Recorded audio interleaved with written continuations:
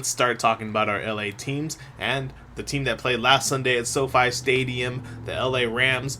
They had a convincing win against the Houston Texans, 14-9. What a great win to start off the season. The Rams are now 1-0 and pretty much led by their defense. And their defense being led out of a guy that's pretty much out of the universe of Aaron Donald, which is Jared Verse. Jared Verse is the guy that is captaining this defense now, and they really made their imprint on this game. And the Rams defense is going to be something that teams are going to have to reckon with.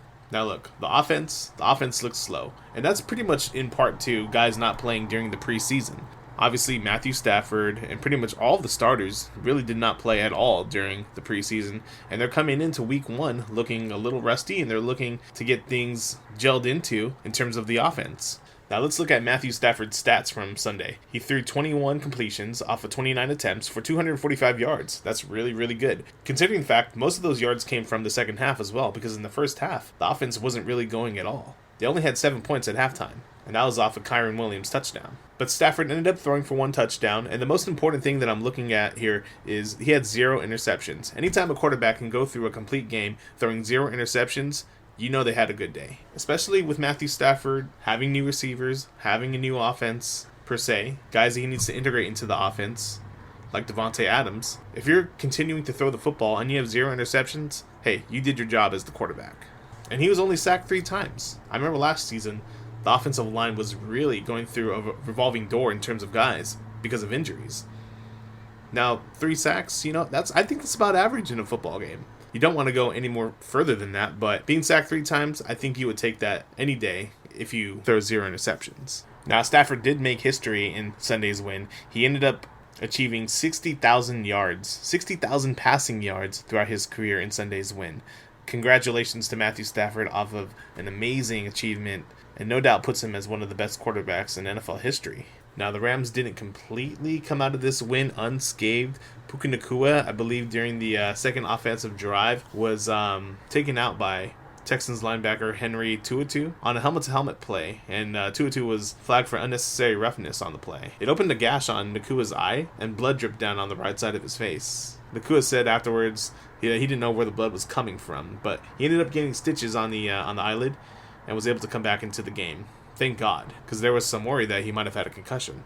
If he would have had a concussion in the first game, it would have been like last season where he got hurt. Concussions are no joke, and it probably would have taken him out 2 to 3 games at least for him to get cleared off of that. So thank God Nacua wasn't seriously hurt, and he'll be able to play next Sunday. Now, I want to shout out Jordan Whittington for his plays during this game, and the Rams absolutely screwed him on these plays, because he had 2 outstanding plays. One, he had on a kickoff return that went, I believe, about 45 to 50 yards. That was a great kickoff return, and that got sent back because of holding.